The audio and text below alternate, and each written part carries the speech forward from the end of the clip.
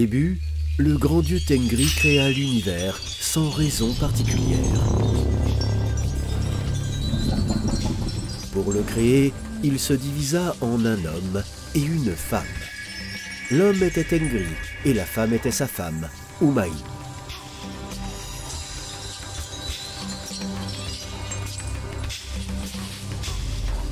Tengri resta dans sa demeure du monde du sommeil, sans rêve, et Umayi resta dans le monde des rêves, d'où surgit le monde dense des rêves lourds, le monde physique.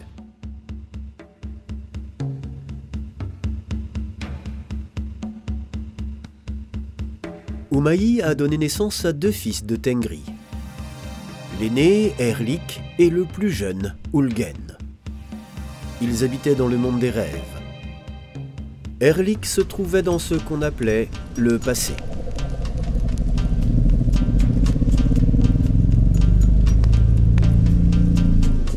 Ulgen était dans ce qu'on a commencé à appeler le futur. Umayi, quant à elle, se trouvait dans le présent et régnait dans le monde de la nature, dans le monde du sommeil profond. À ce moment, Tengri prit du recul et commença à contempler ce qu'il avait créé. Alors qu'Ulgen commença à créer toujours plus dans le monde des rêves. Une grande partie de ce qu'il y créa apparut bientôt dans le monde physique, qui était gardé par Umayi. Cependant, son frère aîné, Erlik, détruisait et récupérait ce qui avait été créé, afin que le monde physique ne soit pas saturé de création, mais tout en laissant de la place à Ulgen pour continuer de créer.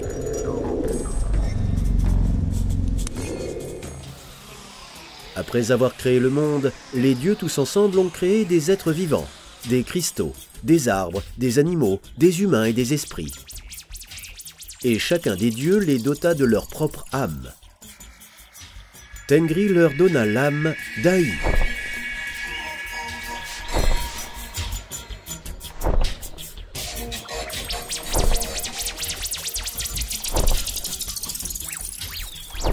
Ulgen donna l'âme de Boss.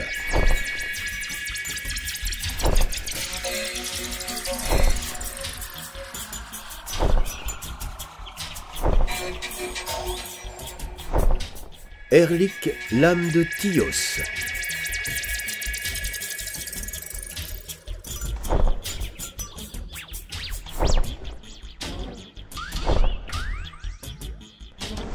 Et l'âme de Kut fut donnée par Umayi.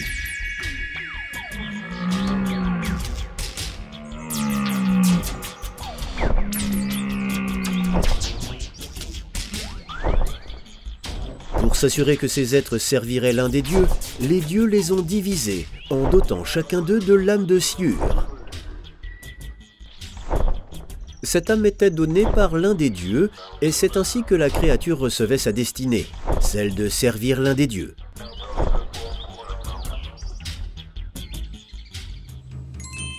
C'est pourquoi une personne possède 5 âmes, dont chacune évolue au cours de sa vie.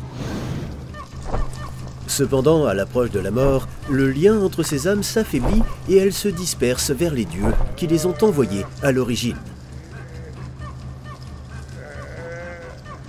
Lorsque Kut s'affaiblit, les âmes s'éloignent du corps physique. Trois jours après la mort, il ne reste plus près du corps sans vie et parcourt la terre. Après 40 jours, la connexion avec Kut se rompt et les âmes se dispersent. Kut reste sur terre et va voir les descendants ou la famille ou la personne, généralement les plus forts d'entre eux. Boss va à Ulgen, tandis que Tios, Aï et Siur vont à Erlik, dans le monde des morts. Ils se transforment là-bas en Jamal Karmes, c'est-à-dire en l'esprit ancêtre.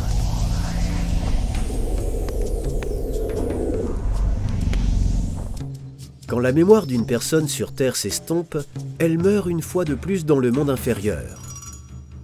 Son Tios reste là pour toujours et devient une ombre, un souvenir.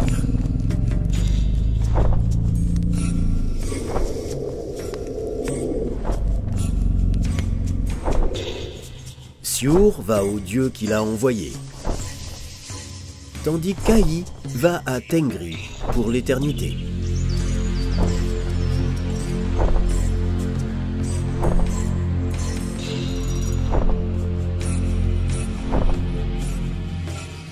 Après un certain temps, Ai meurt encore une fois dans le monde de Tengri et descend dans le monde d'Ulgen, en rejoignant le vieux boss dans lequel les anciennes aspirations de la personne sont toujours présentes.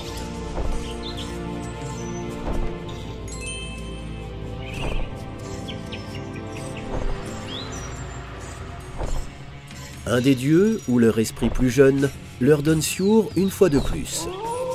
Souvent c'est Siur du même dieu, et quand Siur mûrit dans le nid de l'arbre du monde, nourri par lait d'esprit du dieu, connu sous le nom de mère animale, ses âmes retournent sur terre.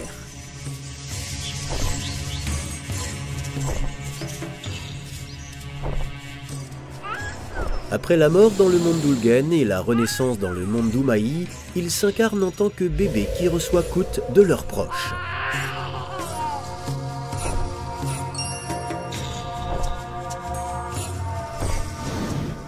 Peu à peu, un nouveau Tios se forme en eux, c'est-à-dire leur mémoire. Ils laissent alors leurs anciennes mémoires dans le monde d'Erlik, de sorte qu'ils ne se souviennent de rien de leur vie passée.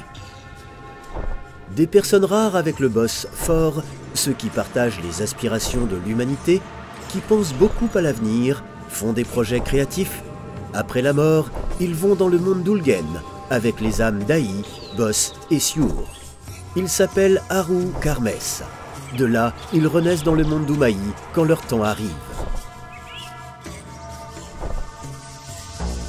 Les êtres les plus grands et les plus rares qui comprennent la futilité dans le fleuve du temps choisissent de ne jamais renaître.